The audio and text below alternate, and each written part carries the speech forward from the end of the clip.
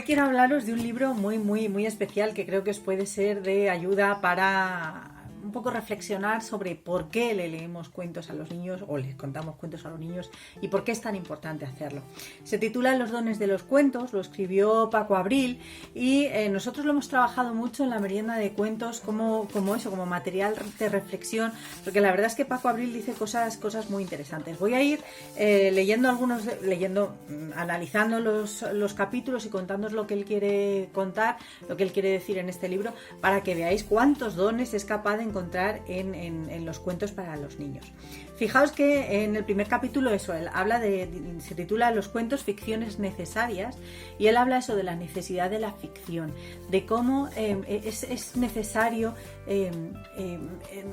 abrir esa puerta a lo fantástico, a lo que en realidad no existe, pero sí existe, a estas mentiras maravillosas que en realidad no son tan mentiras, que son los libros y la literatura, ¿no? Es como esa cita tan famosa, ese pequeño fragmento, creo que es de San Pedro, que es una madre que le dice al hijo que está llorando: pero hijo, ¿por qué lloras? ¿No? El niño acaba de terminar un libro y dice: pero hijo, ¿por qué lloras si todo lo que has leído es mentira? Y el hijo le contesta: pero lo que yo he sentido es verdad, ¿no? Entonces, fijaos esa frontera entre la ficción, entre la realidad y la ficción y lo permeable que puede llegar a ser.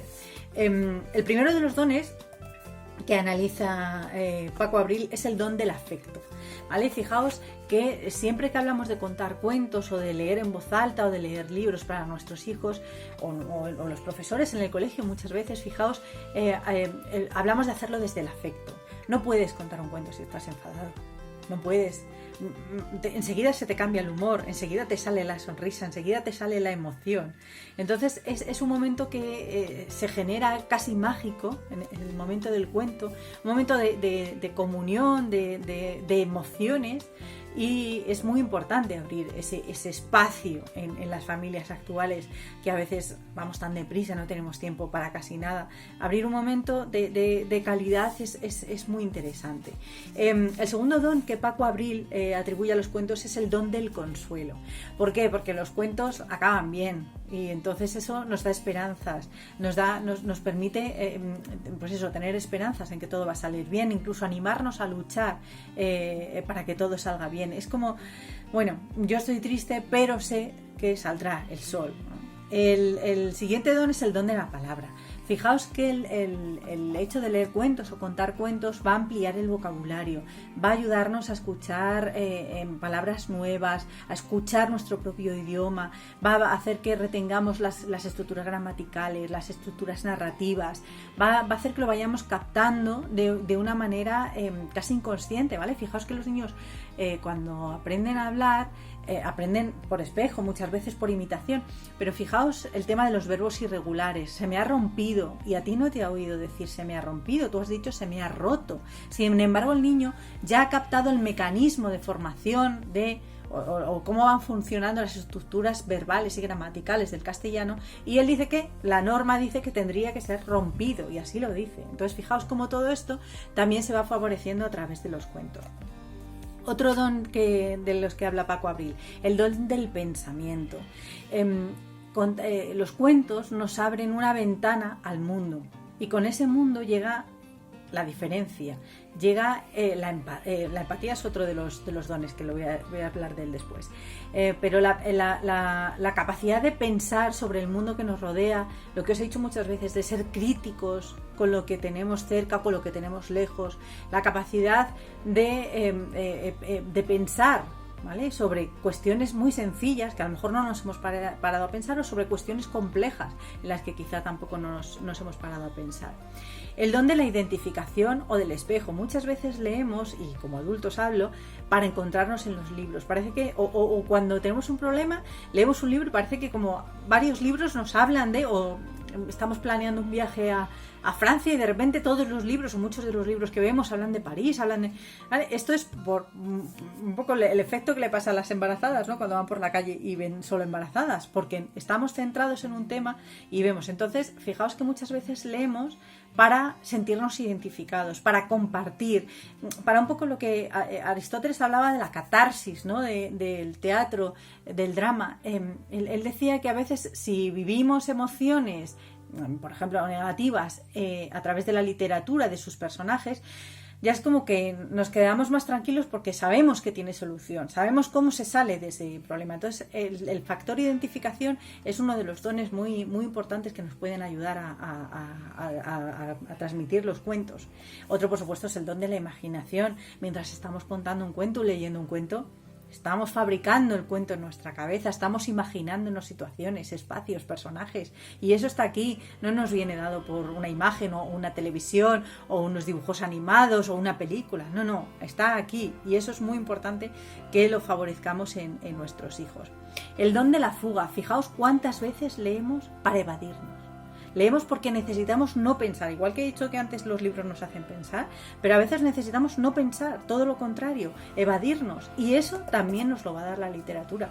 Fijaos que en otro de mis vídeos anteriores el día que hablaba del feel good, lo hacía porque había gente que me había dicho que en este periodo de confinamiento y tan duro que no querían pensar mucho. Es legítimo, ¿vale? Y para eso está el don de la fuga, por ejemplo, también en el mundo de los cuentos. El don del deseo lector, otro muy importante. Por un lado, cuando tú le cuentas cuentos a un niño o le lees un libro a un niño, él siente la necesidad de saber que está... de acceder, ¿vale?, al lenguaje, para saber que lo que tú le estás contando es cierto. Obviamente te cree, pero en un momento dado se despierta esa curiosidad por saber que yo también quiero leer como mi mamá o mi papá me leen en casa, quiero saber qué pone, quiero eso por un lado.